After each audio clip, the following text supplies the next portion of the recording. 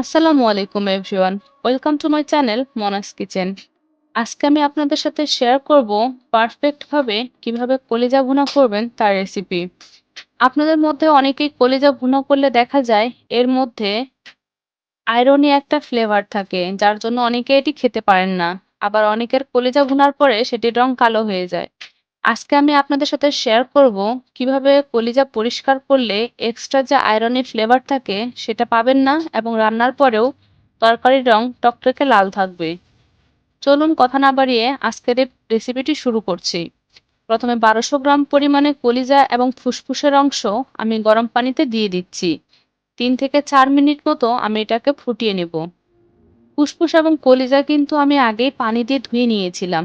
তারপরেও ফুসফুস এবং কলিজার মধ্যে অনেক লেফট ওভার ব্লাড থেকে যায়, যেটা আপনারা পানিতে ফুটানোর পরে বেরিয়ে আসবে। আর এটাই মূলত কলিজার মধ্যে এক্সট্রা আয়রনি স্মেল এবং রান্নার পরে কালো হয়ে যাওয়ার মেইন কারণ। এরপর কলিজার উপরে এবং ফুসফুসের উপরে এরকম রাবারি একটা স্কিন থাকে। আপনারা যদি রাবারি স্কিনটা ফেলে না দেন, তাহলে দেখা যাবে কলিজা রান্নার পরে অনেকটা রাবার রাবার লাগে। এ রাবারি স্কিন কিন্তু সেদ্ধও হয় না, আবার হজমও হয় না। তাই মেক শিওর করবেন ফুসফুস এবং কলিজা উভয় থেকে এ রাবারি স্কিনটা ফেলে দেওয়ার জন্য। এরপর পছন্দ মতো সাইজে কেটে নিবেন। এভাবে রান্না করলে কলিজা অনেকটা টেন্ডার এবং জুসি থাকে। এরপর পছন্দ মতো সাইজে কেটে নেওয়ার পরে আবারও আমি ফুসফুস এবং কলিজার অংশগুলো ধুয়ে নেব। এরপর কড়াইয়ে সরিষা এবং সয়াবিন দুটো তেলে আমি মিলিয়ে নিচ্ছি। এখানে সয়াবিন তেল আছে 60%, সর্ষের তেল আছে 40%। 3টি মিডিয়াম সাইজের আলু ছোট ছোট টুকরো করে আমি তেলের মধ্যে দিয়ে দিচ্ছি। দিয়ে দিচ্ছি সামান্য একটু লবণ এবং সামান্য একটু হলুদ গুঁড়ো। এরপর লাল লাল করে ভেজে নিচ্ছি। অবশিষ্ট তেলে আমি দিয়ে দিচ্ছি গোটা কয়েকটি গোলমরিচ। আপনারা যদি গোলমরিচটা পছন্দ না করেন তাহলে এই পর্যায়ে অ্যাভয়েড করতে পারেন। দিয়ে দিচ্ছি পেঁয়াজ কুচি। এরপর দিয়ে দিলাম 2 চা চামচ পরিমাণে আদা বাটা এবং রসুন বাটা।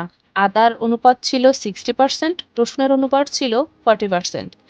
ভালোভাবে নেড়েচেড়ে দিয়ে দিচ্ছি শুকনো মরিচের গুঁড়ো এবং পরিমাণ মতো হলুদের গুঁড়ো। তারপর মসলা খুব ভালোভাবে কষিয়ে নেব। দিয়ে দিচ্ছি সামান্য একটু পানি। এরপরে দিয়ে দিচ্ছি 1 চা চামচ পরিমাণে কালো গোলমরিচের গুঁড়ো, 1 চা চামচ পরিমাণে গরম মসলার গুঁড়ো, 1 চা চামচ পরিমাণে জিরের গুঁড়ো। জিরের সাথে আমি সামান্য একটু পাঁচফোড়ন মিলিয়ে তেলে গুঁড়ো করে নিয়েছিলাম। দিয়ে দিচ্ছি 1/2 চা চামচ পরিমাণে ধনিয়ার গুঁড়ো। এরপর সমস্ত মসলা খুব ভালোভাবে কষিয়ে নিচ্ছি।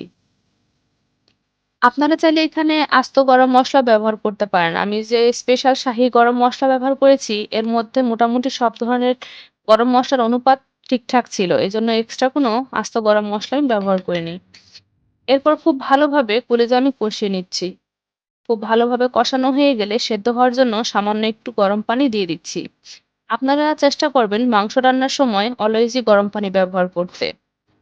এতে মাংসের সফটনেস এবং জুসিনেস বজায় থাকে। মাংস ভালোভাবে কষানো হয়ে গেলে আগে থেকে ভেজে রাখা আলুগুলো দিয়ে আবারও খুব ভালোভাবে নেড়েচেড়ে কষিয়ে নিচ্ছি। খুব ভালোভাবে কষানো হয়ে গেলে আমি সামান্য একটু পানি দিয়ে দিব। আর আপনারা যদি এটা রুটি বা পরোটার সাথে খেতে চান তাহলে পানির পরিমাণটা কম দিবেন।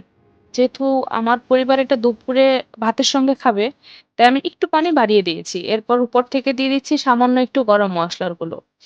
ব্যাস, এ পর্যায়ে আমার কলিজা ভুনা করা হয়ে গেছে। দেখতে পাচ্ছেন কি সুন্দর লোভনীয় কালার হয়েছে। একদমই কিন্তু কালো হয়নি। আর দেখে মনেও হচ্ছে না যে আমি কলিজা ভুনা করেছি। আশা করছি আজকের রেসিপিটি আপনাদের ভালো লাগবে। সবাই ভালো থাকবেন। আসসালামু আলাইকুম।